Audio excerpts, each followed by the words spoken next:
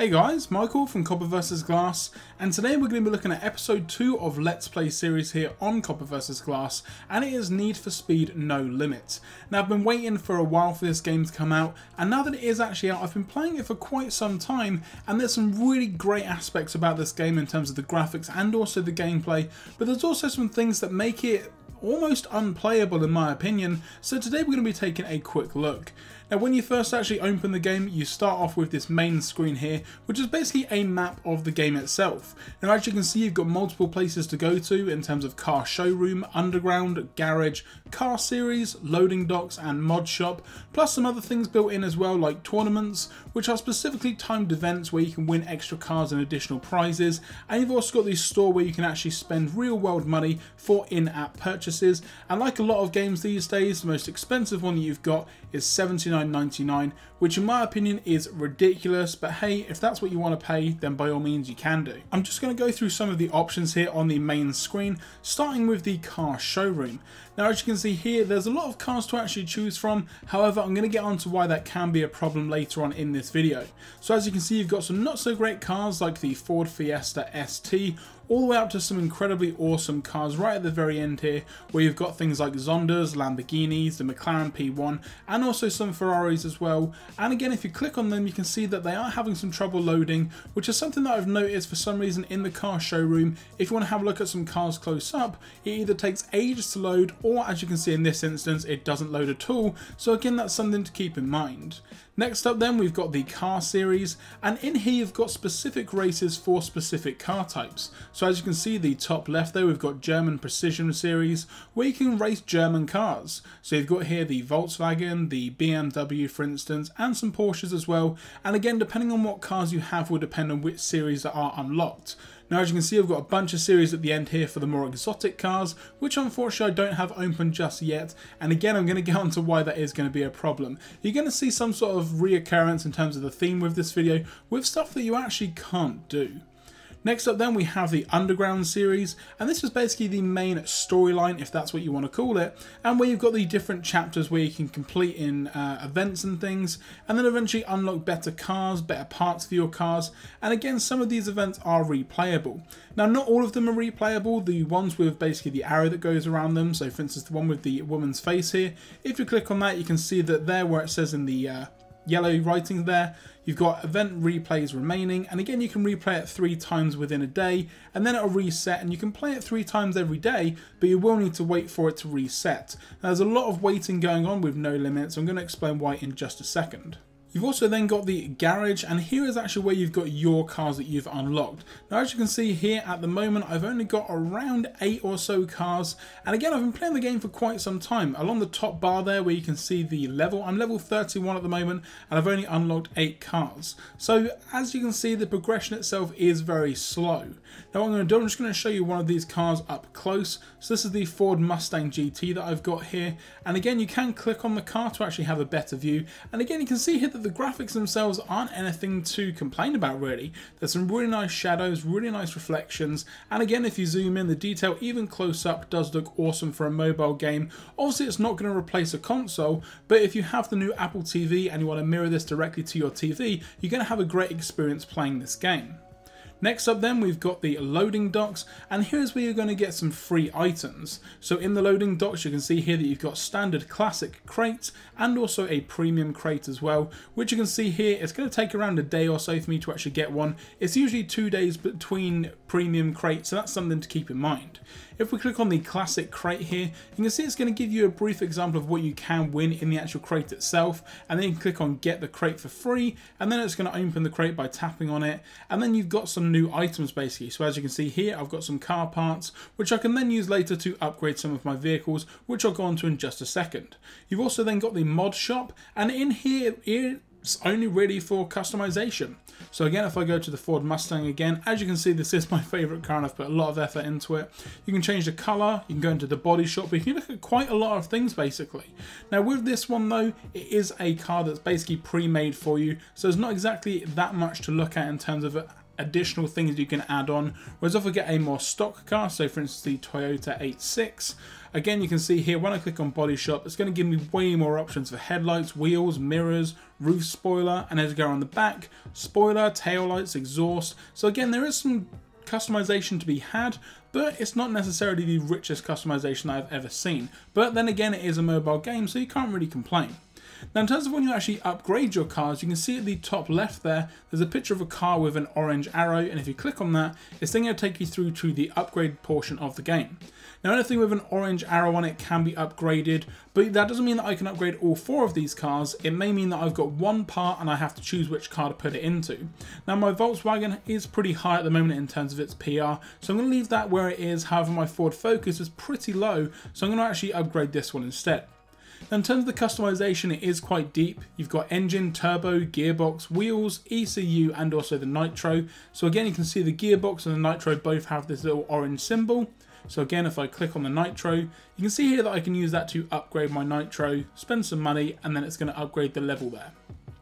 Once you go back, you can see that I now can't upgrade the gearbox because I've used that part, and as I go back further, you can see that I can't upgrade any of the cars because there was only one part to be used. So you do have to keep that in mind. Just because you unlock parts in the game doesn't mean that you can use them for every vehicle that you have. You do unfortunately have to pick and choose. Now on to some of the bad points about the actual game itself. As you can see in the car series, some of them currently aren't available because I haven't got the required PR. Now I'm not 100% what PR stands for, but basically each car when you upgrade it, there is a number which is standing for PR, which goes up and up each time, and you need to get your car to a certain level. So if I click on the German Precision just real quick, you can see here that I can do this event, no problem at all. And again, when I go through the car select, you can see the PR is 463. And again, it's going to say this race is quite hard for me to do, so I may have to wait to actually upgrade that car. Some of the races, however, I can't do whatsoever. So just below there, you've got the Tokyo series, and I've got 2 cars which I can use in that event. However, none of them have 395 in terms of PR, so I can't actually do that.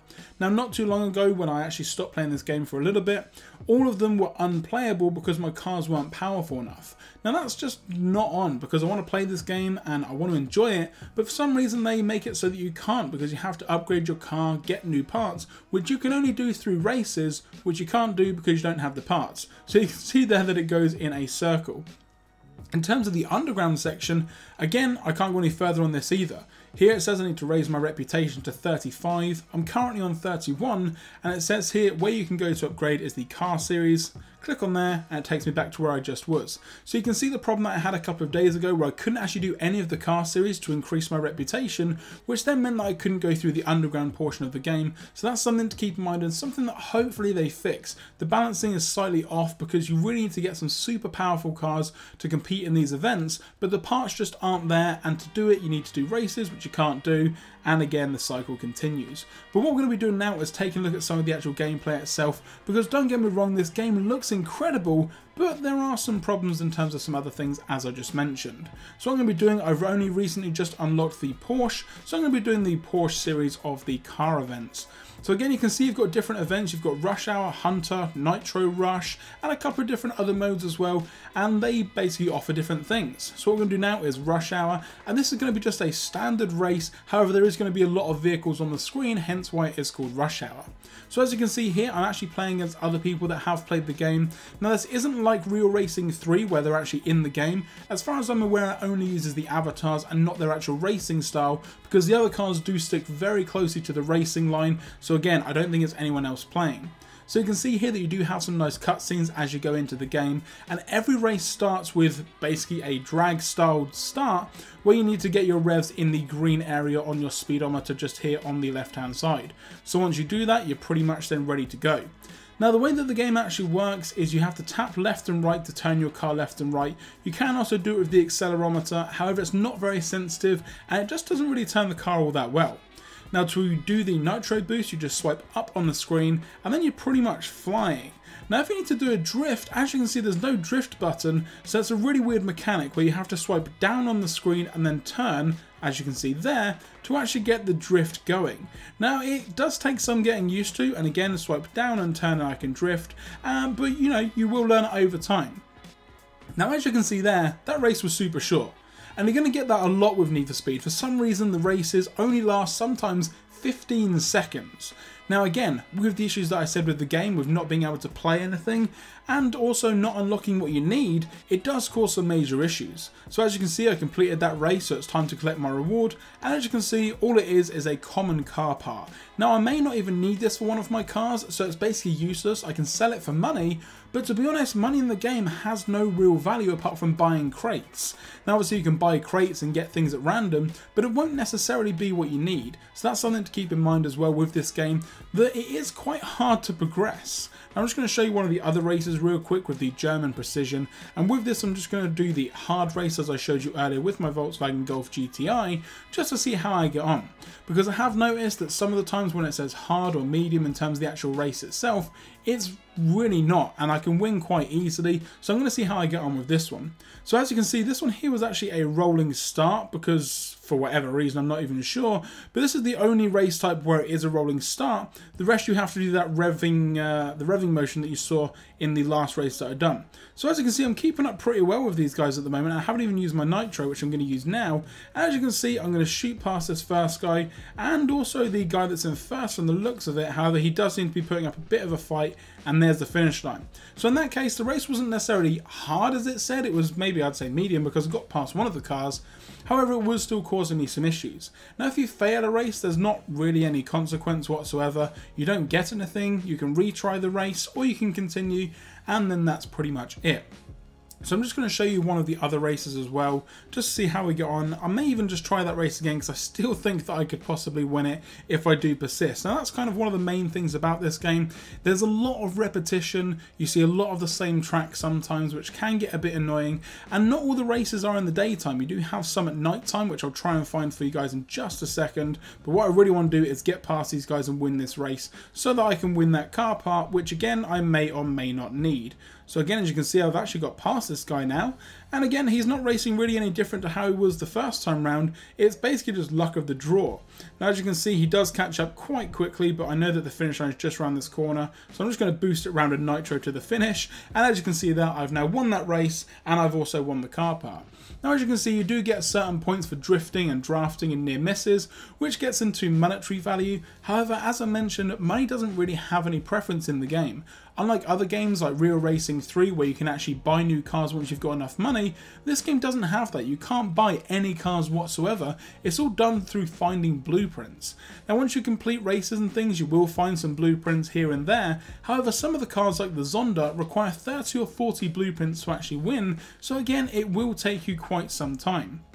This race here, it does say it is extreme, but I'm going to try it anyway to see how we get on, to see if we can get hold of a night race. And that's one thing that I would mention. It doesn't mention anywhere when you start a race whether it's going to be in daytime or nighttime, and as you can see, this one's another daytime race, which I'm probably going to lose. So again, I'm just going to do the rev start motion as I just showed you a second ago, and then we're pretty much set to go.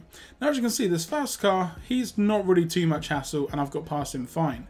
And also the second car, I'm pretty sure I'm going to get past him in this tunnel as well. So again, it says this race is extreme. However, in my opinion, this looks slightly easier than the last race that I completed.